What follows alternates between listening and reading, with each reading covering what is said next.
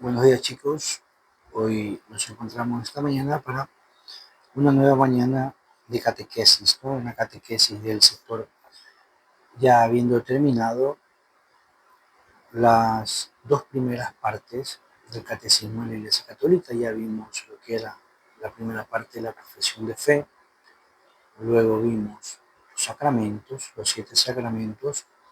Hoy vamos a continuar con la tercera parte, que son los mandamientos, ¿no? Recuerden que el catecismo de la Iglesia Católica está dividido en 4 partes, ¿no? La profesión de fe, los sacramentos, los mandamientos y la oración.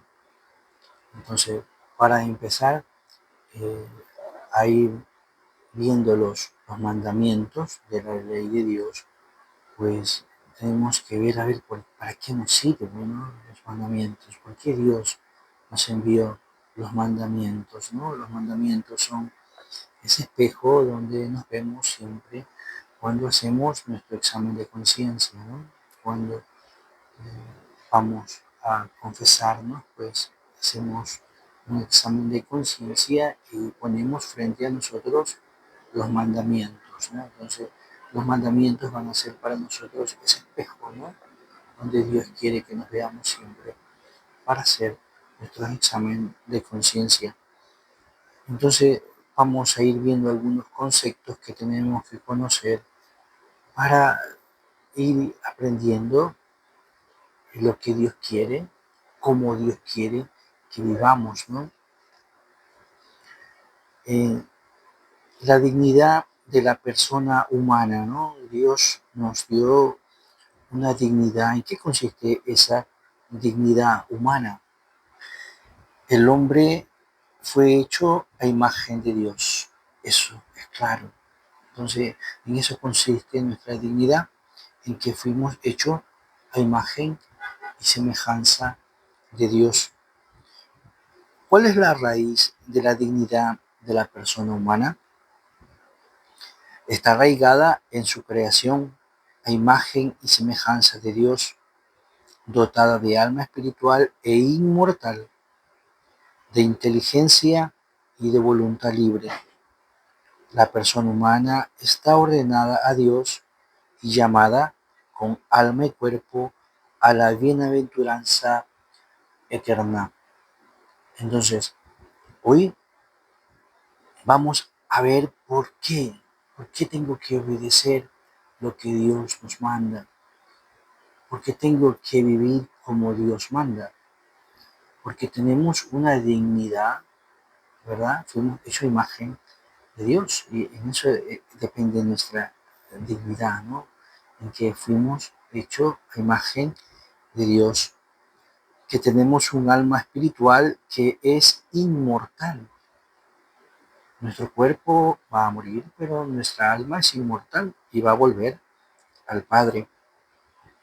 Tenemos inteligencia y tenemos voluntad, que es una voluntad libre, ¿no? Entonces, tenemos que entender que estamos llamados, estamos ordenados a Dios, no solamente en nuestra alma, sino también en nuestro cuerpo, que nos va a llevar a la bienaventuranza eterna, que es lo que todos aspiramos, ¿no? ¿Qué es una bienaventuranza? La bienaventuranza es la felicidad, ¿no? Felices, ¿no? Bienaventurados, bienaventurados los que lloran porque serán consolados. A veces eh, nosotros entendemos mal la felicidad. Pensamos que la felicidad está en el placer, que la felicidad está en el poseer, que la felicidad está en pasarla bien. Y Dios nos enseña que la bienaventuranza, la felicidad está en darse, en el amor, está basada básicamente en el amor. Por eso a veces no entendemos las bienaventuranzas, ¿no? Porque creemos que el llorar, el sufrir, ¿no? Dice, bienaventurados los pobres de espíritu, ¿verdad? Porque de ellos es el reino de los cielos, ¿no? A veces no entendemos las bienaventuranzas. ¿Cuál es nuestra vocación a la bienaventuranza? ¿Cómo alcanza el hombre la bienaventuranza? El hombre alcanza la bienaventuranza en virtud de la gracia de Cristo, que lo hace partícipe de la vida divina. En el Evangelio, Cristo señala a los suyos el camino que lleva a la felicidad sin fin. Las bienaventuranzas, eso es el fin último, las bienaventuranzas.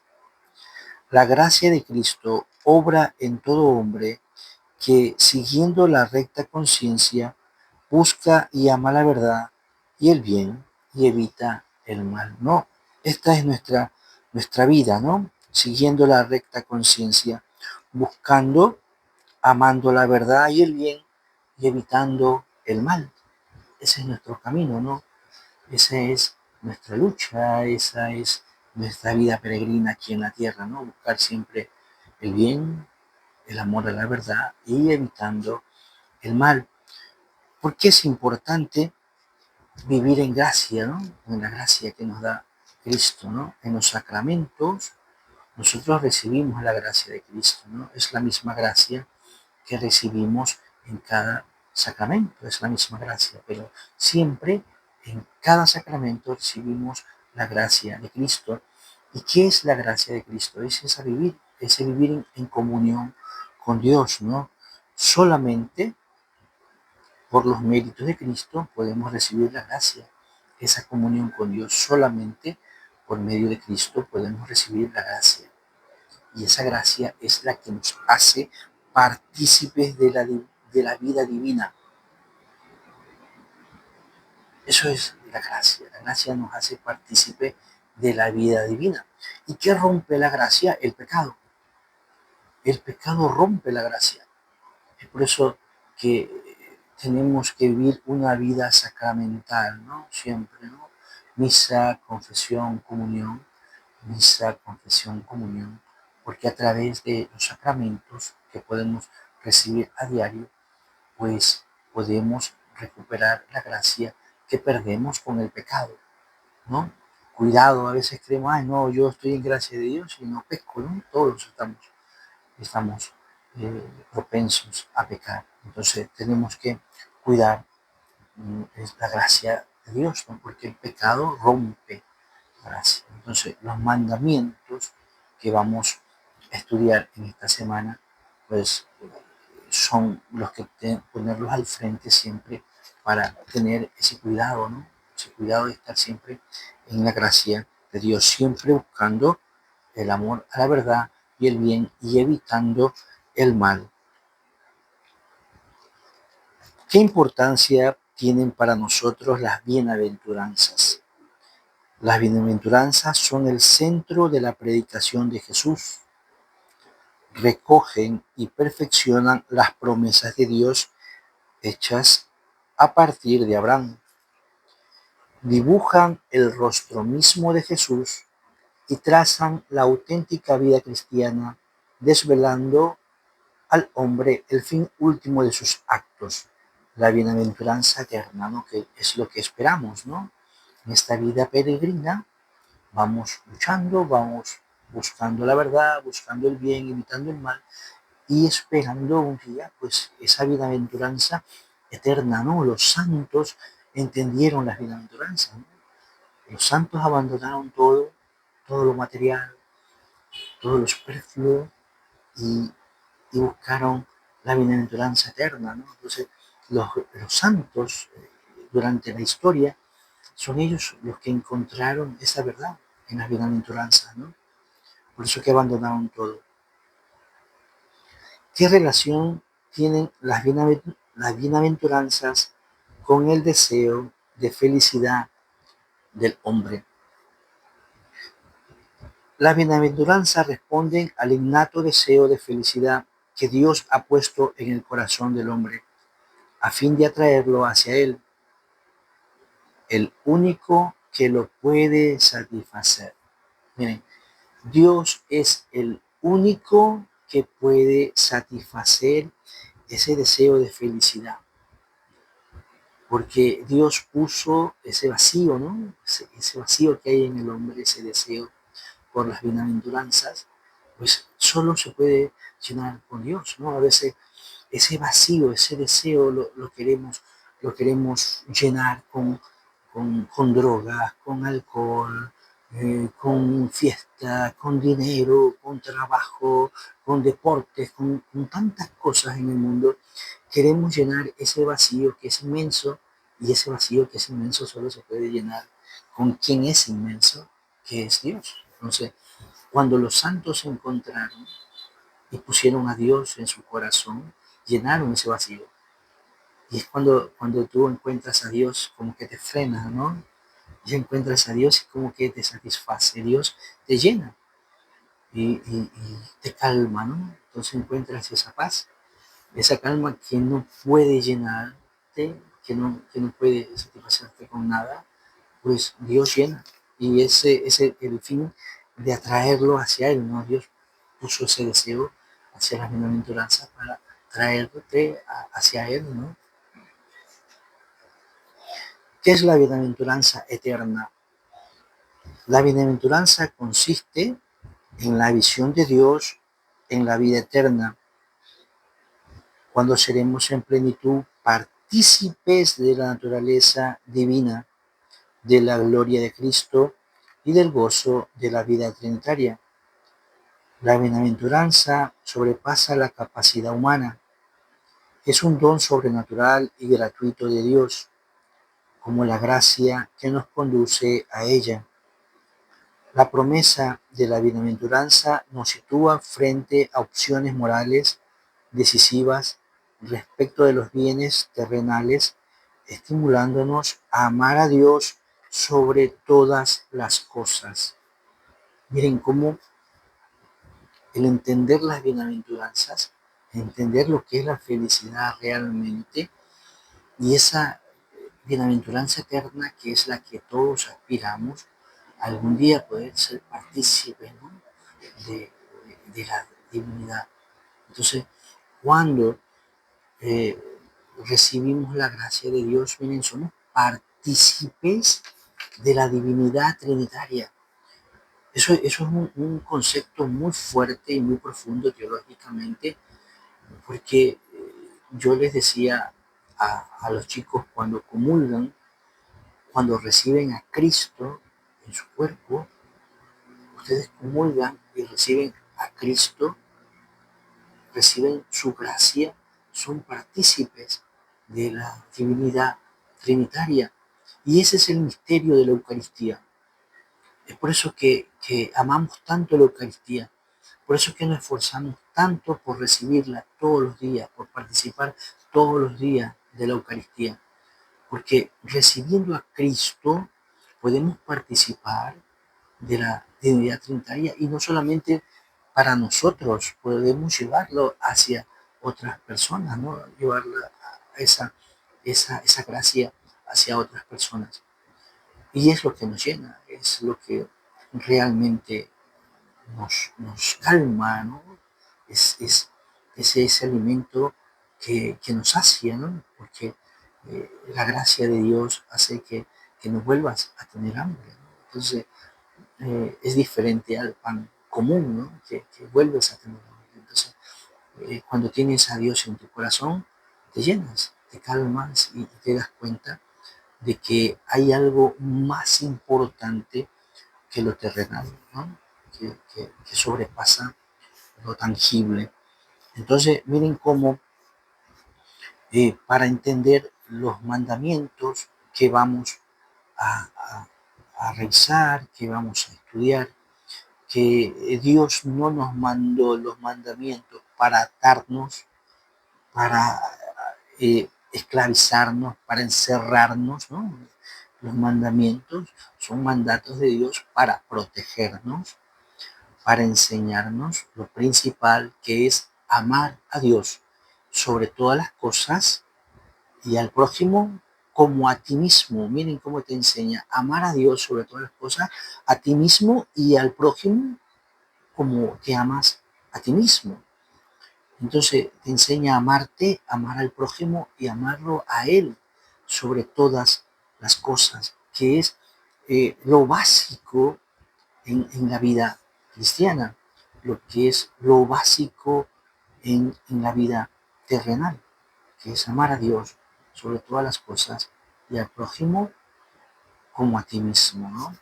Entonces, cuando vayamos a revisar los mandamientos, cada uno vamos a ir viendo cuáles son los mandamientos que nos mandan amar a Dios sobre todas las cosas, cuáles son los mandamientos que me mandan amarme a mí mismo, ¿no?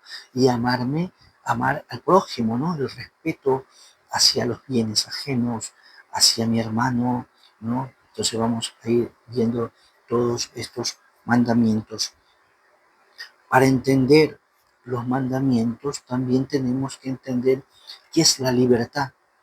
Ya dijimos que Dios nos hizo con voluntad propia, nos hizo libres, ¿sí? Dios no nos esclaviza, Dios nos ha hecho infinitamente con amor, nos hizo libre, nos dio la libertad del hombre, ¿no?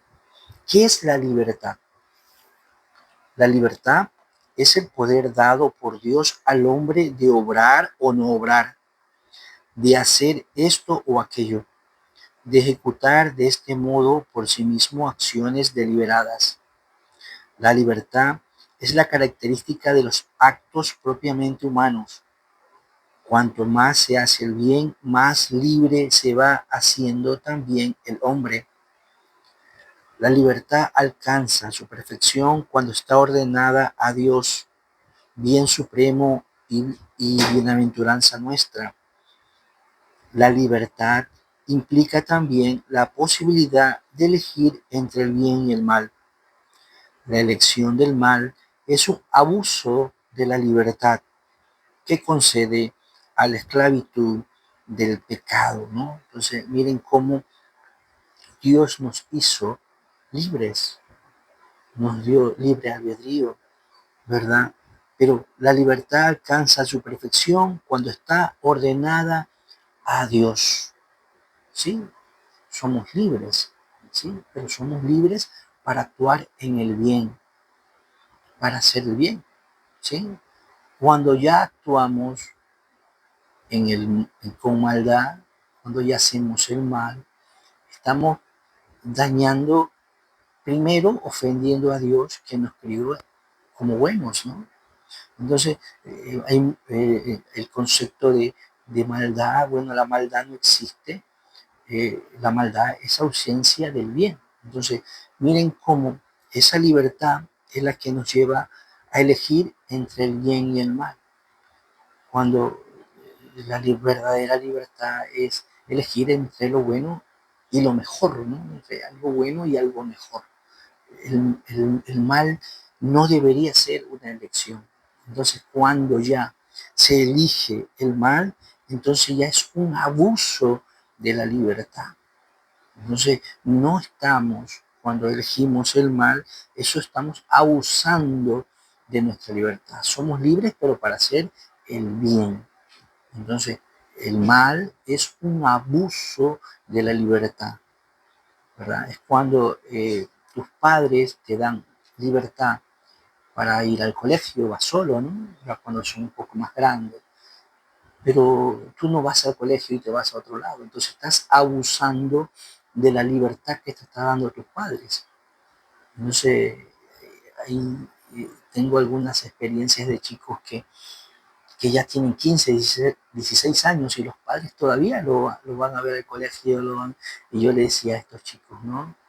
Yo le decía, a ver, pero tú tienes que darle esa confianza a tus padres. Entonces, si tus padres no confían en ti es porque tú un día abusaste de esa libertad y te fuiste a otro lado. Entonces tus padres ya dejaron de confiar en ti. Entonces recuerden eso, ¿no? La libertad es dada por Dios, pero ese abuso de la libertad es el mal. Entonces el mal es un abuso de la libertad. Nosotros somos libres de elegir, sí, pero podemos elegir entre el bien y algo mejor, algo bueno y algo mejor. El mal no es una elección, el mal es un abuso de la libertad. ¿Qué relación hay entre libertad y responsabilidad?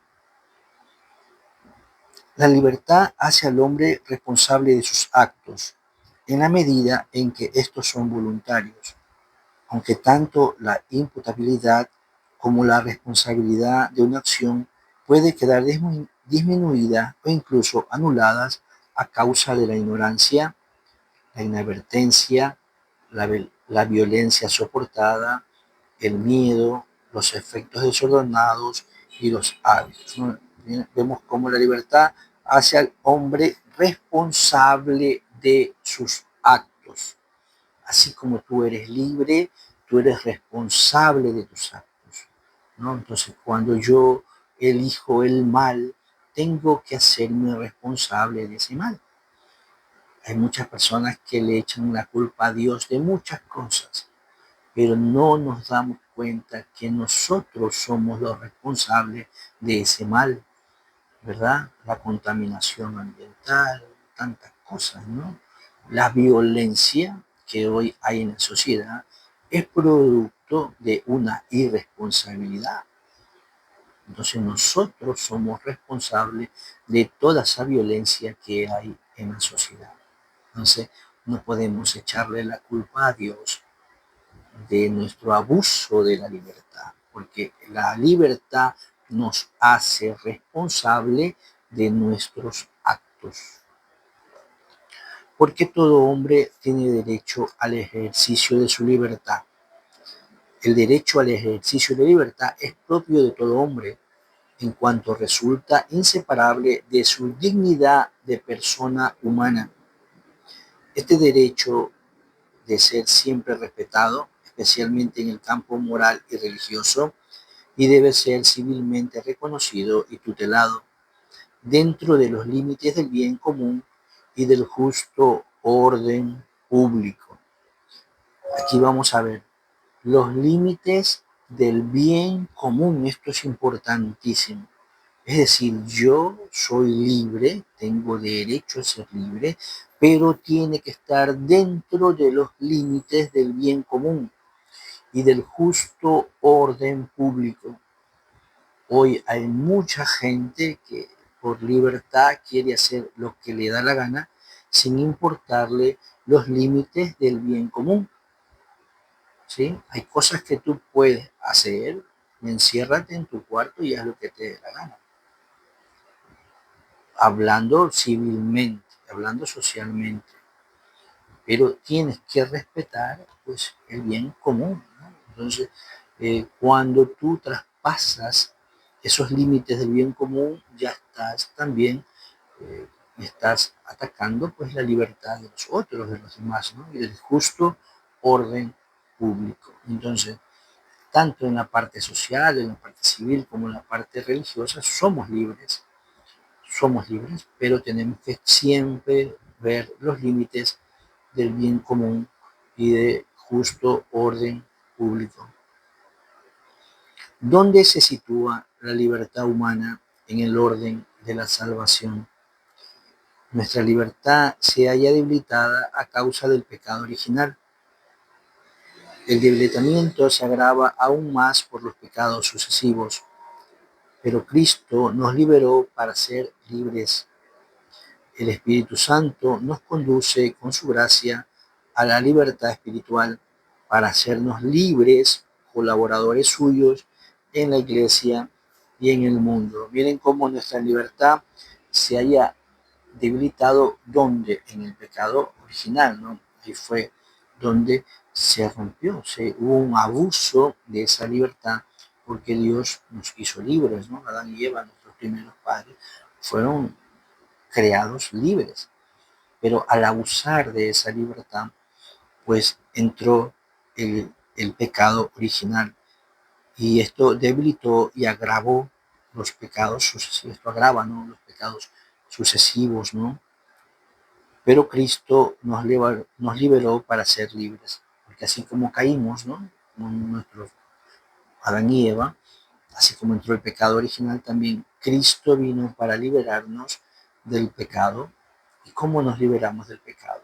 Pues por medio de su gracia, no por méritos propios, porque todos nosotros somos pecadores y pecamos siempre, pero Cristo nos ha dejado los sacramentos por medio de los cuales podemos recuperar la gracia con Él, que es la comunión con Él y participar de su gracia. Qué misterio hermoso es esto, ¿no?